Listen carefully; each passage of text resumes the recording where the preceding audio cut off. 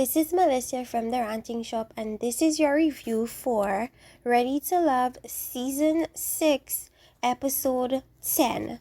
Okay, so the guys are at the retreat, and someone shows up.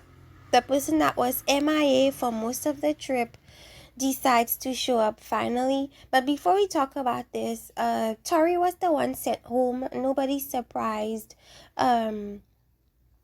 Everybody at least had a chance for something with somebody else. Tori did not. So that doesn't surprise anyone. No one is going home this particular episode, but relationships have formed, and we will see that further on in the show. Sabrina and Demetrius talk. Joy felt tension. Sabrina wants Demetrius to be more proactive, but he doesn't think that he isn't proactive. He wants her to wait until after the show for him to really show himself, which she's not really feeling.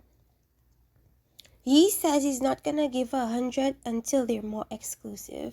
Now that puts Sabrina in a very disadvantageous position, because the whole point of dating is for somebody to not only listen to the words coming out of your mouth, but also get an opportunity to match those words with your actual actions. So if one part is missing and you only have that person's words to go off on, it makes it very tricky to then trust that person. Because as far as Sabrina is concerned, Demetrius is a stranger. What do I look like trusting you and I barely know you? You know what I mean? So I completely understand Sabrina's hesitancy to trust Demetrius's words and wait until they become exclusive for him to really see his actions. I don't think he meant exclusive as in they have to be a couple for him to start showing up. I think he meant they need to be out of that process for him to start showing up. But either way, it's a risk. Now, Donovan and Carmen connect in the hot tub. He wants them to take it to the next level, and I think it's primarily because he was banking on Tina being there. I think Tina and Sabrina were his two strongest connections, but because Tina was MIA and Carmen was available, then Carmen became the substitute. Sabrina did not become the substitute because Sabrina was flaunting her and Demetrius's stuff all over the lake house, and he didn't like it. He felt like, if you're gonna be lovey-dovey, do that away from me. Don't do that in front of me. I don't want to see that. So I think that made him extremely salty, and he decided to go with Carmen instead, because Carmen didn't really have anyone, and so it just fits in that way. Do I think Donovan is really into Carmen? I do not. Do I think he would have a good time with her? Sure, but not a relationship. So he's talking about wanting them to take it to the next level. I think what he meant is for them to lock into each other until the end of the show, but I don't think it meant for them to necessarily take anything seriously, because I just don't see it. Now, Carmen thinks she's a better woman. She says Sabrina is a good girl, but she's a better woman. And that was a slight dig at Sabrina to kind of show some kind of elevation. Like, I'm the woman and she's the girl. I'm kind of better than her. You know what I mean? And that's what Carmen tends to do. Like, she will, the way she proves herself superior or she speaks up of herself is in direct comparison to somebody else not being as good as she is, and that speaks a lot to her self-esteem, to be honest with you. Do I think that she's as confident as she says she is? Absolutely not, because I feel like if somebody is that confident, there wouldn't be a need to kind of bash other people to elevate yourself, and she does that a whole lot. Okay, so Cliff and Dakiya talk about his connection with Joy. She finally sees she has no chance with Cliff. She would have liked more transparency from him. And I said she thought she was on an equal playing field with Joy. She was sadly and rudely mistaken. She mentioned she was the most vulnerable with Cliff, and she feels like she's going to put the wall back up. And the thing about even during that conversation, he still never admitted to wanting to pursue Joy instead. Instead of just boldly, verbally saying, I understand that actions do speak louder than words, but sometimes somebody needs, I guess she needed closure and she needed him to say, hey, I'm gonna pursue Joy instead.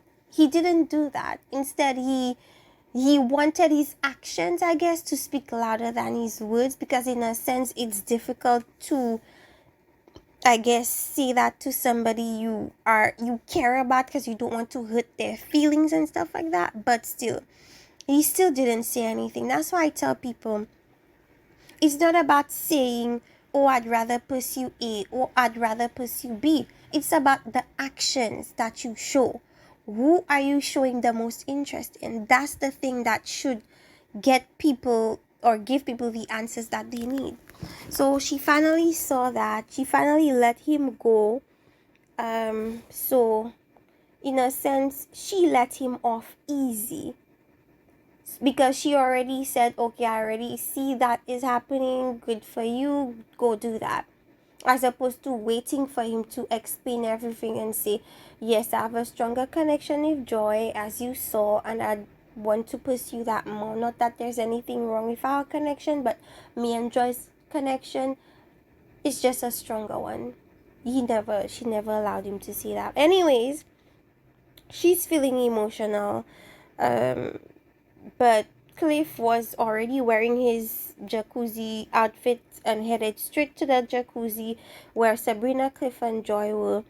He still never definitively stated that he would pursue Joy, as I said before, but we see his actions. Demetrius is being really touchy-feely, basically giving Sabrina what she says she wants, which is not only attention but affection.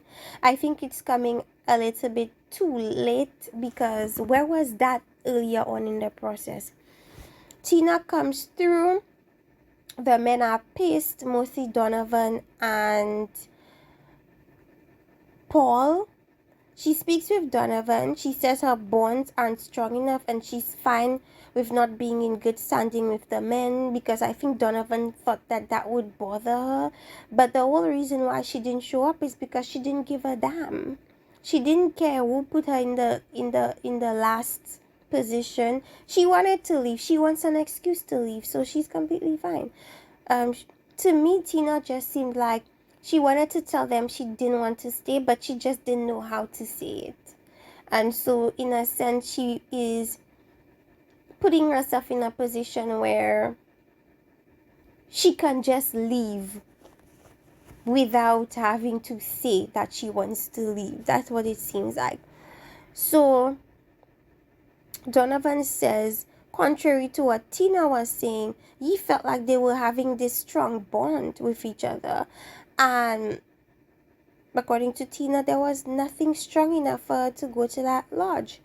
She really just doesn't want to be there. And that's the end of all that confusion. Paul says he's not here for the fake-ish and does not want to talk to Tina. Tina doesn't want to talk to you either.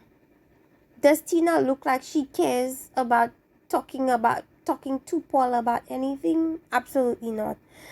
She explains to Carmen why she doesn't feel like she has a strong connection with anyone, but is open to anything. But I don't feel like she's really open. I feel like she's very much closed herself off at this point. And according to what she said on Kamisha reviews and other interviews, she's been ready to leave. She's been ready to leave. She said from the moment she started this process, she wanted to leave. So just be honest and say you don't want to be here. You know what I mean? Maybe production is forcing her to stay. Who knows? She says it was too much between balancing being a mom and then being an entrepreneur and then taping from morning till late at night, and it's tough fitting this show into their like regular lives because their lives don't stop for the show. Now, the people go back home from the lake house. Paul and Dakiya go on a date. No matter how many dates they go on, it's very clear to me that she's not into him at all. He was buttering her up like a turkey, telling her all these things. She's a queen. It will be nice for everyone to see you, blah, blah, blah, blah, blah. And you're a goddess and whatever the case is. But she's not into it. She's talking about she and her mom look just alike. I don't know if that's necessarily adding to, it's not very favorable because people already feel like Dakiya is super old. For her to be comparing herself to her mom, especially the fact that she says her mom looks just like her, she looks just like her mom, it's like, oh, so you just really are old, I guess. I don't know. So no matter how much times or whatever Cliff says, sorry, not Cliff, whatever Paul says, it's just not gonna work. It's too little, too late. There's no attraction there. She doesn't want him. I feel like Dakiya will end up leaving by herself because I just don't see it with her and Paul. There's just no connection there. Unless they decide to just stick it out till the end. And even then, we're not going to see any connection. There's just no connection there. So then, Joy and Cliff go on a date and they talk about they having fun, and they kind of imply that, they had a very fun night and they did things at night and stuff. He mentions that's Paul talked about more buttering up Dakiya. She might be easily overlooked because she's reserved and whatever. Either way, she doesn't want him. Cliff speaks on his talk with Dakiya and that they're here for something past this experience. He's talking to Joy as if he said to Dakiya, I'm choosing Joy. He never said that to Dakiya, but he showed it to her with his actions. So they want something more long term. I think it's definitely possible. I've never seen two people that were that similar to each other and that got each other so easily, more than Cliff and Joy. So I do wish them the best. They very much like each other. I almost want to say that they love each other, but that's too early to say the word love. So I think that's why they're sticking to I really like you. So then they all meet with Tommy, men and women, where the drama ensues. They discuss Tina and her late showing, but Tommy's gonna try to speak with her, and we're gonna find out that she's gonna stand him up too. Because I feel like at that moment, Tina was completely over the situation and she wanted no parts of the show, of the process, of anything. Joy and Cliff are great, except for Cliff's trust issues with exes. I really don't know what's the backstory behind this. I don't know if one of his wives cheated on him with her ex or whatever happened, but it seemed to be something that's really bothering him to the point where he has to grill your ex just to make sure that you and the ex doesn't have a relationship. That's crazy to me. I wish he'd unpack that so we could understand, like, where is this coming from? Paul thinks Tina is unsolid and has since changed his mind about her. Compares his two connections, Carmen and Dakiya, and he chooses the opportunity to basically say to Carmen that she's unintentional. When she talks, it's not about anything serious. It's about him and his dates. And that's how he views his conversation with her. So she essentially, I think he was basically building a case to say, okay, I prefer to build something over here with Dakiya. It seemed as if he was preparing to go over to Dakiya and claim Dakiya and say he want to try something with Dakiya. But it ended up being a situation where Carmen was like, you're not gonna do this to me. To me, she was little boying him like, I'm not done speaking, kind of making him feel like a kid. So actually, Paul's friend was right when he said that Carmen looked like she likes to control her men, because it seemed like she does. Or at least she likes to little boy them. So then Carmen came with the alleged receipts and said that he's here talking about all these nice things about Dakiya. The whole time he's telling me that he's not physically attracted to her body and he doesn't want to think to get aroused and all these kinds of things. And he's saying that Carmen is lying. Now, Dakiya says that she believes Paul and she doesn't believe anything Carmen has to say.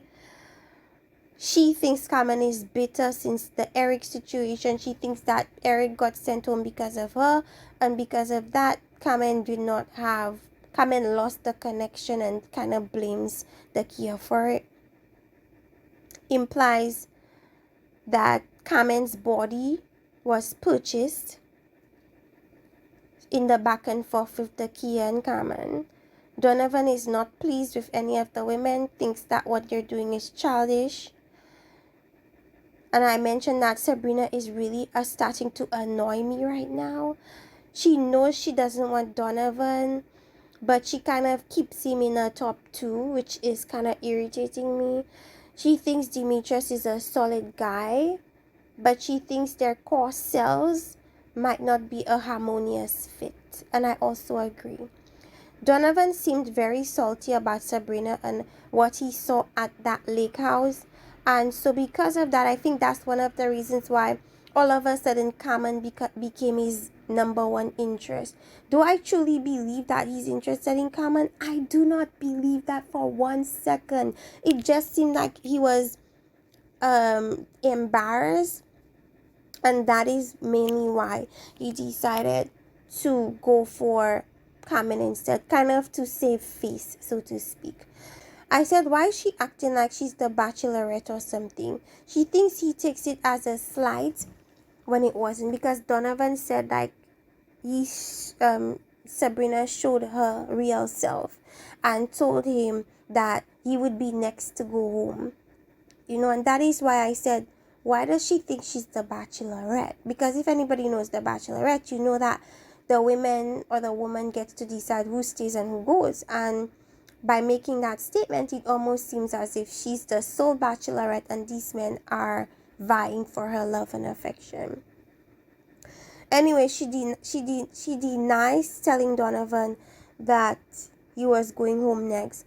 I think she might just choose herself at the end of the day.